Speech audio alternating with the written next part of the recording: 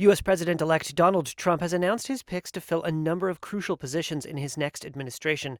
Some have been criticized for a lack of experience, but many share two common characteristics: loyalty to Trump himself and hardline political stances on issues important to the incoming president. Trump on Tuesday said he had picked Pete Hegseth to run the Department of Defense. Hegseth is a Fox News commentator and veteran of the Army National Guard, who said he quit the military in 2021, claiming it had sidelined him over his political and religious views.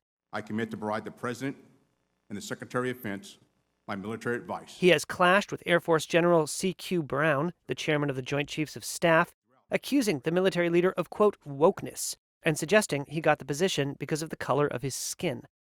The top Democratic lawmaker on the House Armed Services Committee criticized the decision to name Hegseth to lead the Pentagon. Representative Adam Smith wrote on X, quote, "The job of Secretary of Defense should not be an entry-level position." Because together with Donald Trump, we are going to make America not just great, but greater than it has ever been before. Sources tell Reuters Trump is likely to tap Republican Senator Marco Rubio for the role of Secretary of State. Rubio is a veteran of the Senate's Foreign Relations and Intelligence Committees.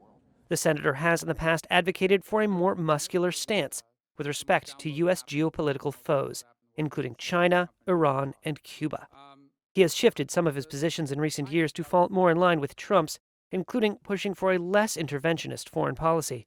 The only person in the race that I trust to do what needs to be done on these issues is President Trump.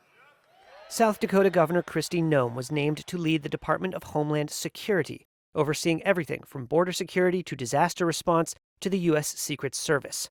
She has little experience on the national stage and has held no prior role with DHS. The governor rose to national prominence after refusing to impose a statewide mask mandate during the COVID-19 pandemic. Noem later garnered attention for an episode in her memoir describing how she shot and killed a pet dog she deemed insufficiently obedient. At Harvard, does calling for the genocide of Jews violate Harvard's rules of bullying and harassment, yes or no? Republican Representative Elise Stefanik is Trump's nominee to represent the U.S. at the United Nations. The New York lawmaker is a fierce defender of the president's agenda. She drew notice for castigating the heads of American universities for their responses to pro-Palestinian protests on campuses. Stefanik will arrive at the UN after bold promises by Trump to end the Russia-Ukraine war and Israel's war in Gaza. As you can see, I'm not just MAGA, I'm dark MAGA.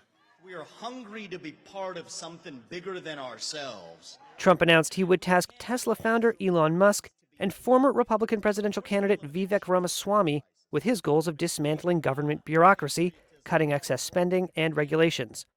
Toward that effort, he announced plans to create another government agency, the Department of Government Efficiency, to be led by the duo.